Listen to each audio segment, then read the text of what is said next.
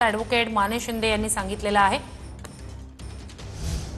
तर मराठा आरक्षणासंदर्भात कोर्टात सुनावणीला सुरुवात झालेली आहे। नुकसानीचे काही फोटो जुने आहेत असं कोर्टासमोर ॲडव्होकेट माने शिंदे यांनी म्हटलेलं आहे। हायकोर्टात मराठा आंदोलनावरील सुनावणीला सुरुवात झालेली आहे आणि यावेळेलाच नुकसानाचे काही फोटो जुने आहेत असं ॲडव्होकेट माने शिंदे यांनी कोर्टासमोर मांडलंय।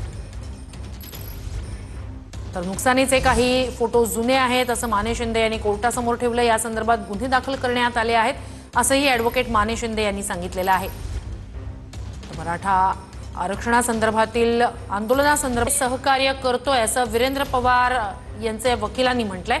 सरकारने 5 दिवसापूर्वी निर्णय घेतला असता तर यावं लागलं नसतं असंही त्यांनी म्हटलेलं आहे। आम्ही सरकारला योग्य ते सहकार्य करतोय असं वीरेंद्र पवार यांच्या वकिलांनी म्हटलंय। सरकारने 5 दिवसापूर्वी निर्णय घेतला असता तर यावं लागलं नसतं असंही त्यांनी कोर्टासमोर म्हटलं।